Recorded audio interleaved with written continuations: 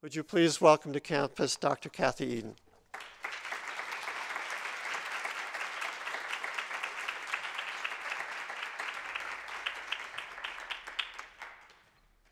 Okay, so hopefully the mic is working. It sounds good? It's not on? That's for recording. That's for recording. Okay, so you want me to use this? Oh, this is going to be hard. I have to stand still. All right, so what is a fragile family? Now we'll see if this works. Well,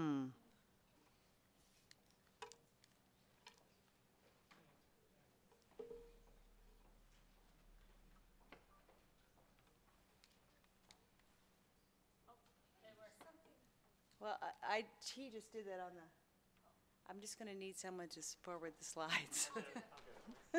Okay. Well, this is exciting, right?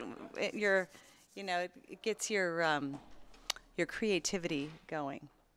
So what's a fragile family? A fragile family is a family in which two people have a focal child and they break up. And we call this relationship instability. I'm very good with stick figures, as you'll see. Go ahead, Alan. All right, now oftentimes in a typical American fragile family, and right now I'm wearing my demographer hat, soon I'll be putting on my ethnographer hat. When two people come together and have a focal child and break up, they go on to repartner with new partners. So here we see that displayed in stick figure form. And we might ask the question of all children born outside of marriage in the United States, that's about 42% of all children in our country, what proportion will experience some form of family instability by the time they reach the age of 5? So these data are drawn from the Fragile Family and Child Well-Being Survey. It's a representative survey of births to women in large cities. It began in about 2000. And what we see here is that in the first 5 years of life, the average child, 55% of children born outside of marriage will experience some form of family instability. They'll experience some instability in their parents' relationships. And as you can see, for about almost 30% of these kids, they're going to experience multiple transitions in the adults in their parents' lives, up 3 or even 4 or more. Okay, so that's instability. What about complexity? Okay, when we talk about the fragile family, we talk about families that are both unstable and complex. Now, when mom and dad come together to create focal child, in many unmarried couples, there are already half-sibs present. Okay, so you can get family complexity that way because you've already had children by other partners. But as parents go on to repartner, they also have subsequent kids along the way. So you get this very complex family form. So you might ask the question of all children born non-maritally, again, 42% of all American children are born outside of marriage today, what proportion will experience this kind of family in complexity? Go ahead.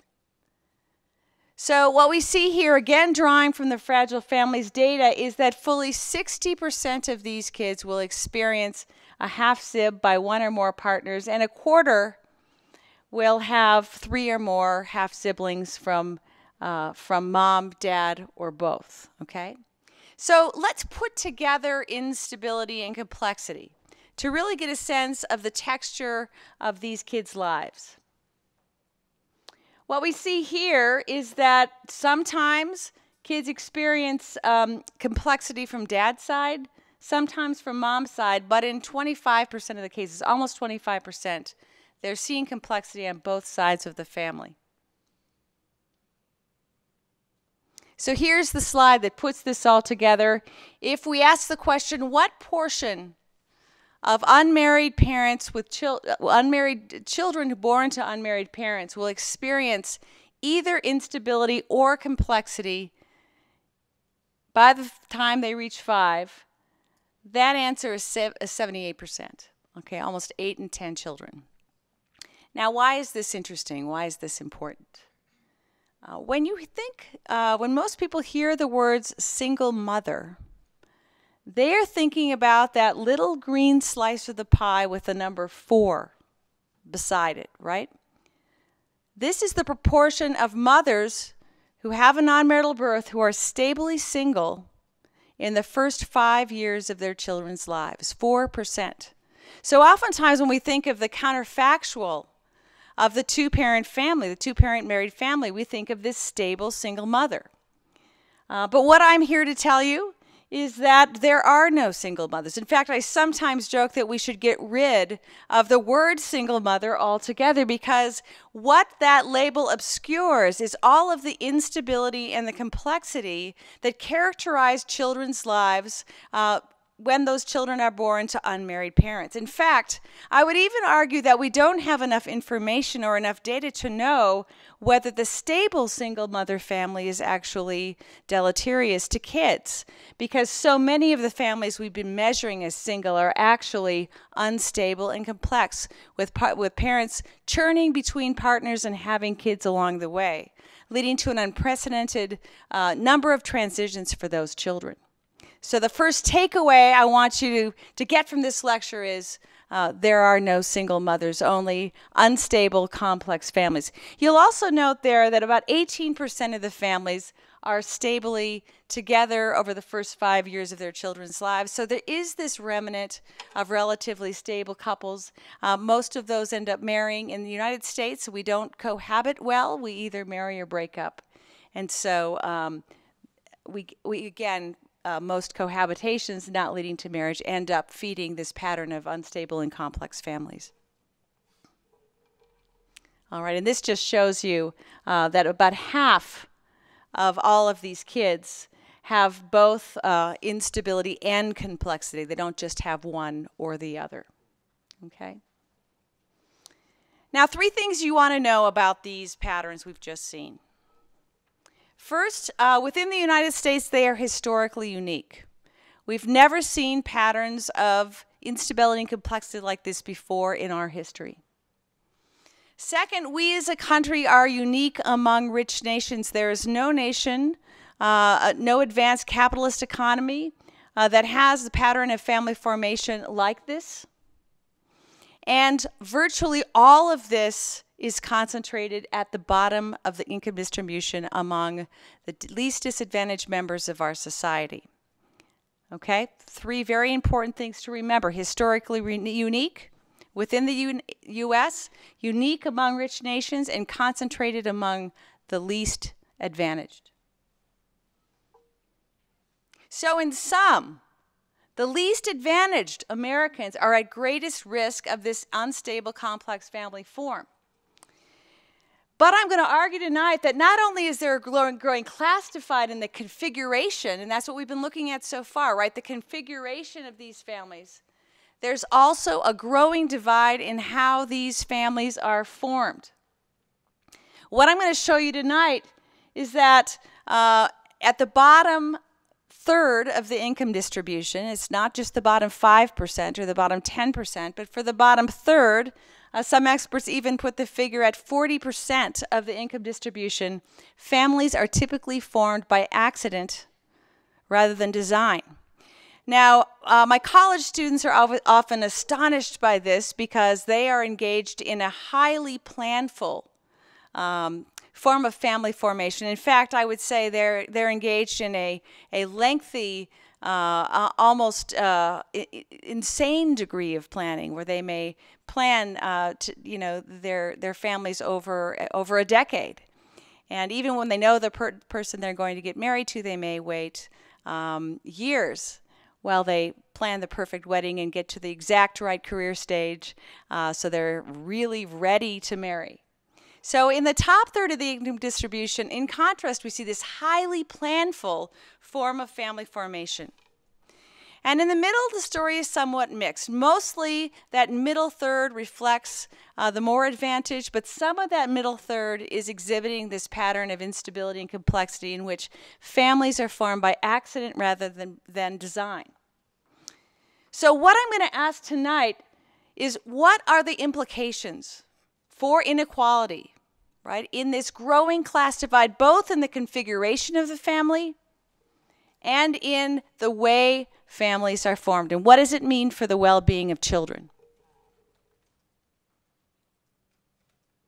So now I'm going to put my ethnographer hat on. These are photographs of dads and kids in Camden, New Jersey, America's poor city, and its sister city, Philadelphia. This is based on a book I wrote in a very 8-year ethnography of about 110 dads in these neighborhoods with my husband, Tim Nelson. Came out last year. And what this book really tries to explore is the problem of father absence among unmarried men. Now, this is a problem that has been labeled a problem by our society, and our pundits from far left to far right have focused on it as of late, and they've offered an interesting diagnosis. So let's hear from some of these pundits. David Blankenhorn. Very famous book, Fatherless America, 1995. Let's listen to the way he's diagnosing this problem of father absence. He writes, unwed fathers never signed on to anything. They never agreed to abide by any fatherhood code. They have never had any explicit obligation either to their children or to the mothers of their children. Okay? So what's the diagnosis? William Bennett, in his book With the Broken Hearth, writes, it is unmarried fathers who are missing in record numbers, who impregnate women and selfishly flee, and it is these absent men, above all, who deserve our censure and disesteem. So again, what is the diagnosis? Selfishly flee is the key word. Bill Cosby, in a speech to the NAACP in 2004, this is before we know what we know now about Bill Cosby, so I don't want to offend anyone by quoting him, but this is a very important quote in the public dialogue. No longer, and this is very, very strong words, sort of from one black man to another, no longer is a boy considered an embarrassment if he tries to run away from being the father of an unmarried child. So we have the image of selfishly fleeing. Now we have the word run away. But the harshest critique of all comes from our own President Barack Obama. In a speech he gave on Father's Day, he does this every year, in 2008, in a church in Chicago, he said, too many fathers are missing from too many lives and too many homes. They have abandoned their responsibilities, acting like boys instead of men. We need fathers to realize that responsibility does not end at conception. We need them to realize that what makes you a man is not the ability to have a child, it is the courage to raise one. So what is the diagnosis? What is the common diagnosis from all four of these statements? Lack of caring, selfishly fleeing, acting like boys instead of men, right? Now, as a social policy researcher, I like to think about ways we can address social problems. But in order to do so, I have to get the diagnosis right. So what I'm going to ask now, through this ethnographic material from these 110 men we followed over many years in Philadelphia and Camden, is whether this is the right diagnosis. Because if we're going to solve the problem of father absence, we've got to diagnose it right. So let's go look at the data. Now, basic demography, before we even go to the ethnography, drawn from the Fragile Family Study, really calls into question this notion that men are selfishly fleeing. When surveyed in the hospital, we find that most men participate in the birth of their child. They're there. They haven't fled. As soon as the mother announces she's pregnant, leaving her holding the diaper bag, they're in the hospital participating in the birth. Well, the vast majority of unmarried fathers in the U.S. now voluntarily claim paternity at the hospital, even though it means they'll be liable for child support. When interviewed, about 80% of the fathers and the mothers claim they're together in a romantic relationship at the time the child is born. Most say they're going to get married to each other. They're very, very optimistic, especially the men. And 98% of these fathers, and about the same proportion of mothers, say they want dad involved in the kid's life. So at least when, you're in the magic moment of childbirth, right? Fathers and mothers are showing a surprising degree of couple cohesion, a surprising desire to connect, right? And to be with each other and to form a family around this child. So I'm going to tell you the story of the first young man we interviewed in Camden when we got into the field. And when I first started the study, I actually accepted the diagnosis that fathers simply didn't care. I completely believed it. And we identified a young man who had become a dad a couple of years ago and asked him to tell his story. And he related the following story. He was coming home from choir practice at his church. He'd been on a little choir tour with a church group. And he was coming up the steps to his Aunt Charlene's house where he and his brothers were doubled up with his aunt because his mother was having trouble after the death of another of her sons. And Aunt Charlene greets him at the door. And she says, "You know that old girlfriend of yours, Sonia?" And Andre says, "Yeah," thinking about the girlfriend he broke up with several months ago. Not a very serious affair. Aunt Charlene pauses as if drawing out the drama. Andre gets impatient. Finally, she spits out 2 words, "She pregnant." And Andre tells us that he slams his fist against the counter of the kitchen, stomps up the stairs to his room, slams the door, looks around to make sure neither of his brothers nor any of his cousins are in the room, and then begins jumping around the room, pumping his fist, shouting, "Thank you, Jesus." Now, I thought Andre was an anomaly. I thought, well, maybe he was just especially enthusiastic. But as we went on and talked to father after father, we found that Andre's story was more the rule than the exception. Now, Andre was a little bit more enthusiastic than most, but just look at some of the data that I'm about to show you. We asked each father following this pivotal encounter with Andre Green, think back to when you first learned she was pregnant. What was your first reaction to the news? Now, we thought men would say, "I was going to cut and run. That was the last thing I wanted. I don't want any responsibility." But look at how they responded to these questions. These are some of our African-American fathers. Daryl said he lit up. Stan, "I wanted a kid real bad." Paul said, "You know that I'm getting ready to go away to prison, and it's really your choice, but I want to have the baby because I don't have any kids and I would like a child." Steve, "Deep inside, I wanted a child." Bernie, "I'd wanted a child for years." Byron, "Shoot, I was happy, man." Amin, "Even though I was not in love, I wanted a son." Wilbert, "I was so happy, even though in the back of my mind I wondered, is it mine?" Stephen was probably the most typical. He said, "I was glad. It was no major obstacle," as if the question itself were ridiculous. So let's look at some of our white fathers. James said he planned it. "I wanted to have a kid. I wanted to get my girlfriend pregnant and have a baby. Nobody made me that way. That's how I came up. I didn't really think about the financial. I just wanted a kid." Roger always wanted one. Little E said, "I just wanted to be a dad." James said, "When I found out she was pregnant, everything changed, and I was like, I don't care if she's cheating. And at first I was so happy." George said, "I love you. You know I'd love to have a child with you." Giovanni says, "I thought, oh, sweetie, I'm going to be a daddy. That was my feeling. If I could have bottled it and kept it, I would have." So a second question we asked that turned out to be pivotal in this study is, what would your life be like without your child? And again, we thought men would say, "Hey, I'd be an accountant by now," or I'd have started my own firm, or I'd have gone to college. But instead, listen to what we heard. Kevin says he'd probably be in jail. Q says, "I'd probably be dead because of the simple fact that it wasn't until Brianna was born that I started to chill out." Mike says, "I'd probably be dead somewhere or back in jail, in and out of rehabs. It's given me something to fight for, something like a destination. I got to be somewhere." Apple, I guess after I got caught up in the bad life as far as jail, the kids helped me keep my head up, look forward. I got something to live for.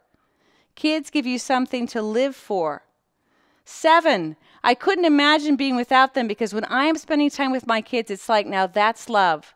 That is unconditional love. It's like a drug that you've got to have. Michael, basically I'd say drugs, robbing cars. Alex, I would, and I want you to pay attention to this quote. This quote is really crucial. I would have been out getting high because I would not have had anything. He says that, and then he pauses, and then he says, well, I would have my girlfriend, but my baby is the most important thing in my life right now.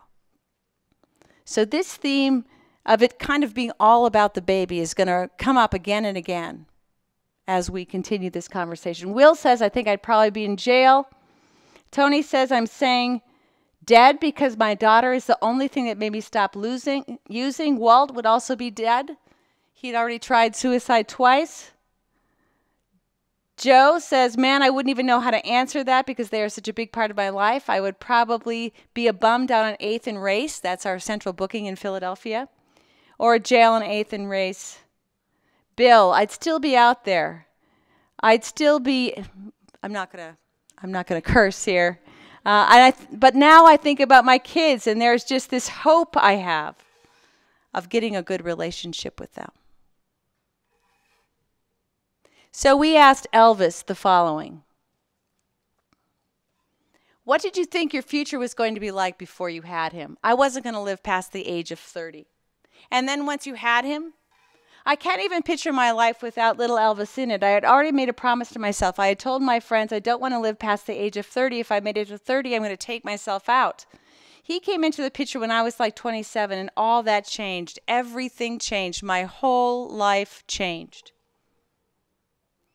We asked LACEY, what would your life be like if you hadn't had your children? I can't imagine that one. I really can't, because my life without them, it would be empty. It would be empty because that's what kept me going, knowing that I had to come out of jail and be there for them. How did you see your future before you became a father? I didn't have no future. I didn't care. I just lived for the moment. Did you think you would live to see 42? Nope, nobody expected me to see 17. Did you imagine that you'd be doing something career-wise? You can see I was really pushing for this response. I was hoping for the accountant response. Instead, he says, no career. I'd be a big gangster.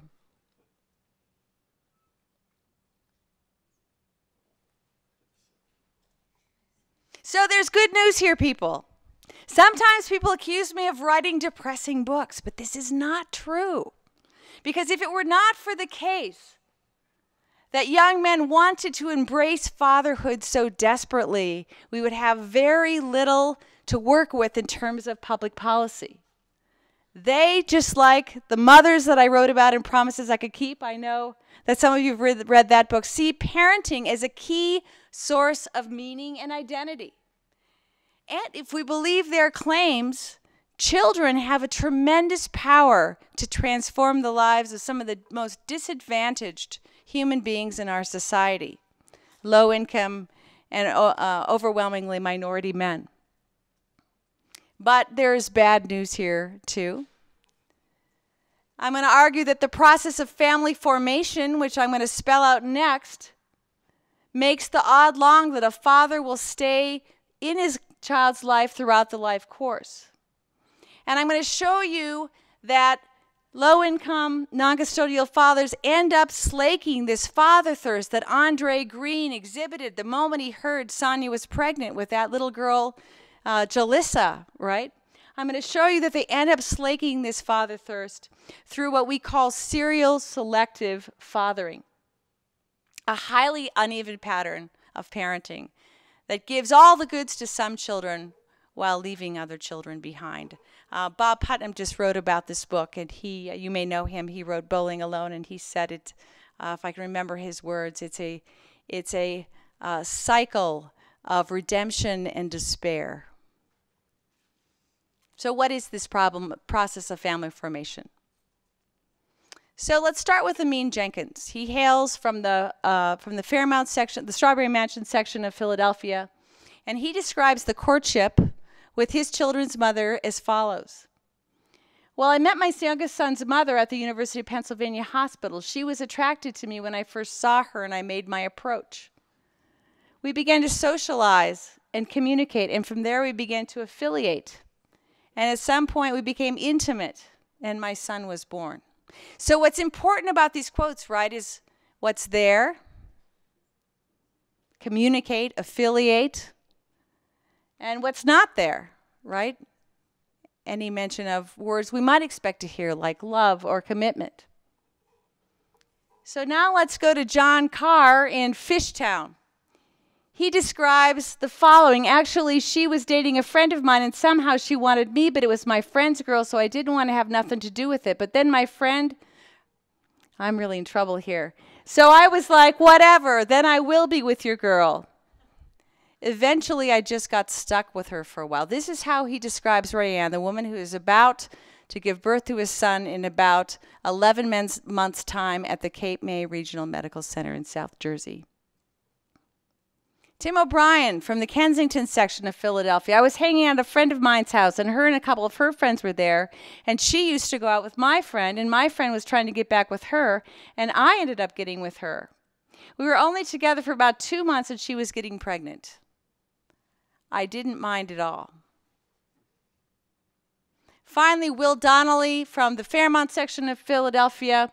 I had just come out of a juvenile institution. I think I had just turned 17. Now, this is a critical quote, so notice the sequence of events here. And I started going with her friend. And then one day she came around and we started talking, and then I went with her and left her friend. And me and her got together and started having kids together, and then we got closer and closer. Then we started living together. So what you see here is the first hint of a fundamental truth, right? That the relationship follows pregnancy rather than precedes it. The real relationship is born when, an unexpected birth is announced, and a young pair try to get themselves together around the birth of a baby. So it is the outgrowth of pregnancy rather than the impetus of pregnancy. Now, we asked David Williams about the period in his relationship with his child's mother before the pregnancy, and this is how he described it. When I was first with Deborah, I had a girlfriend on the side too, Kathy.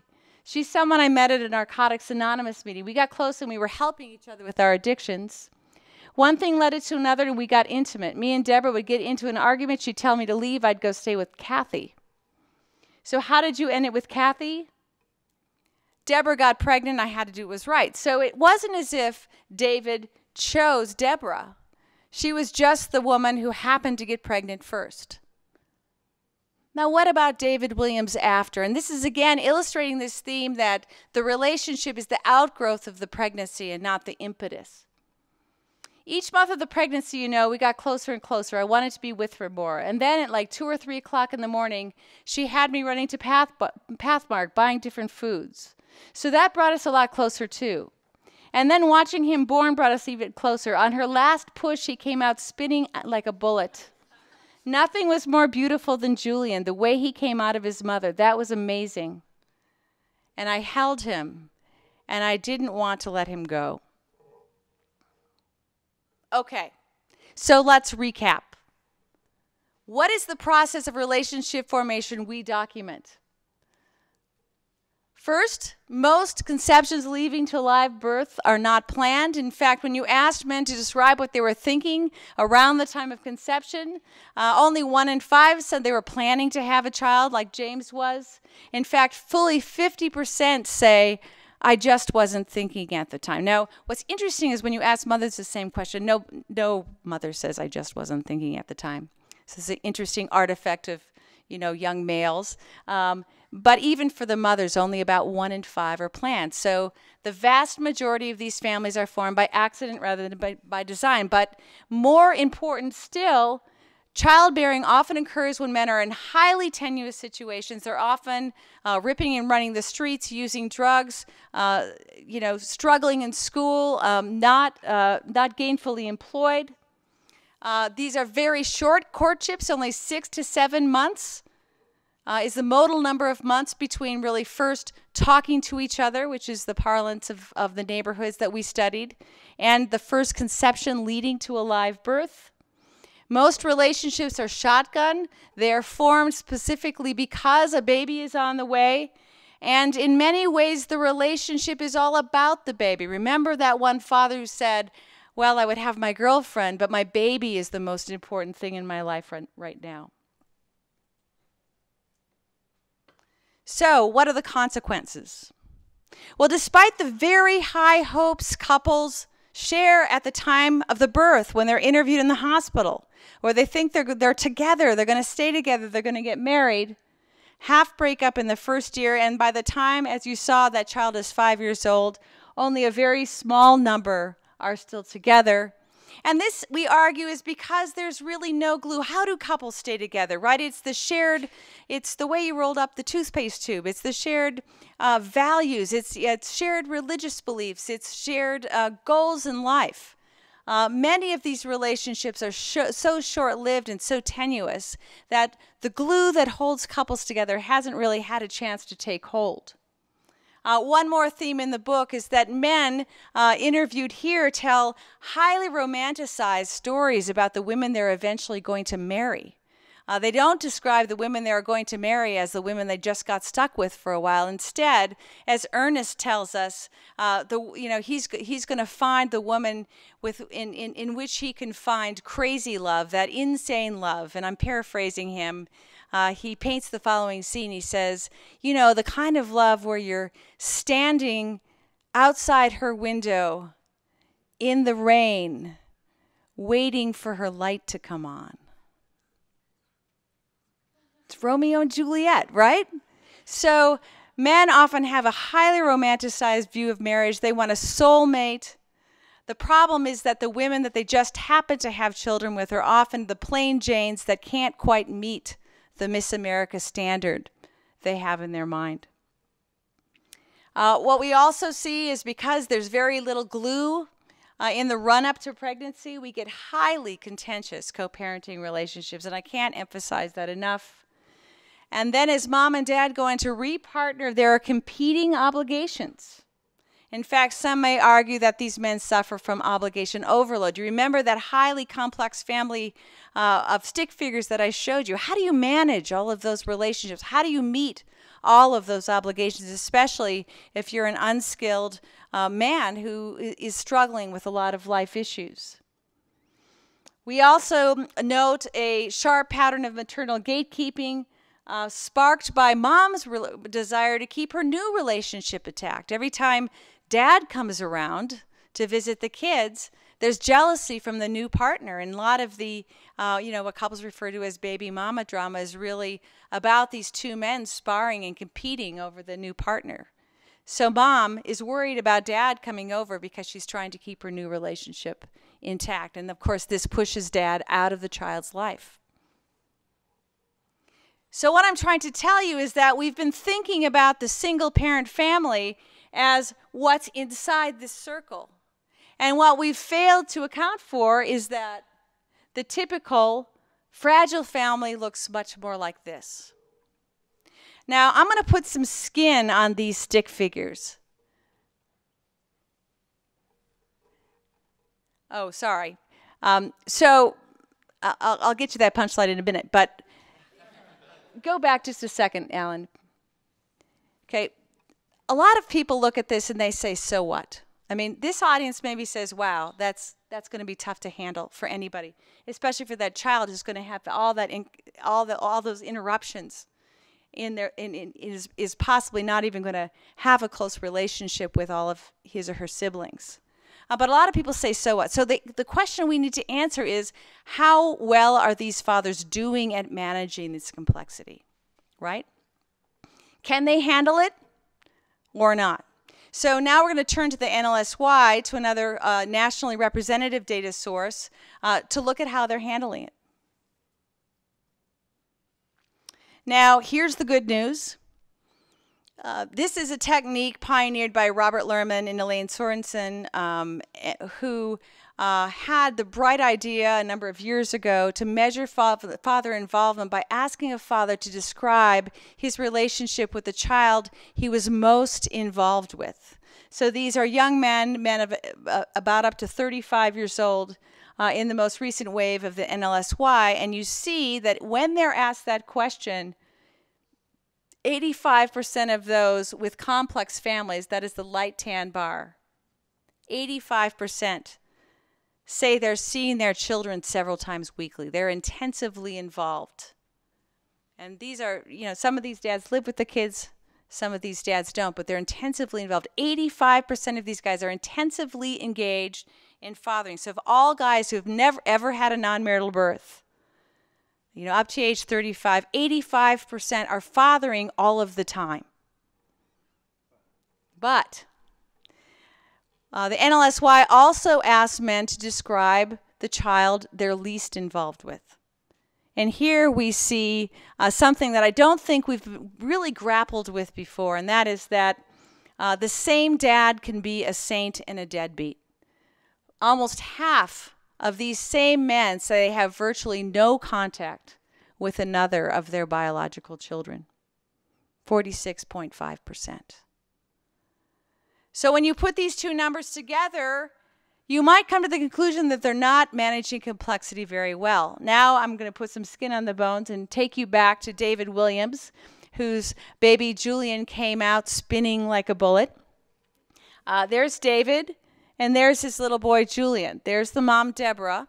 And Deborah has two children, age 4 and 5, from a prior partner, and this partner is in jail.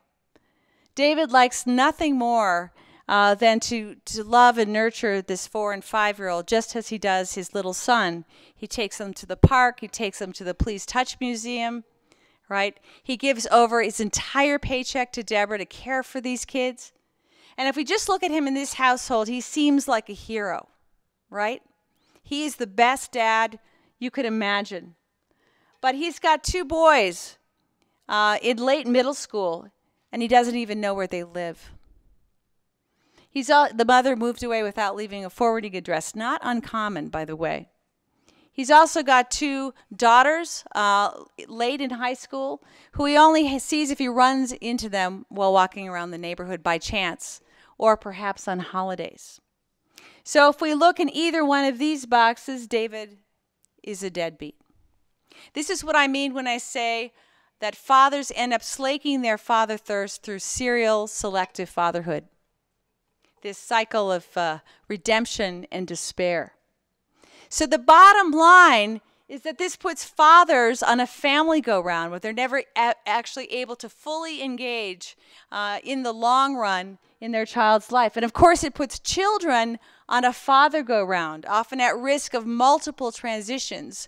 And since stepfathers are even less likely to stay around than bio dads, because as families get more complex, families become less and less stable.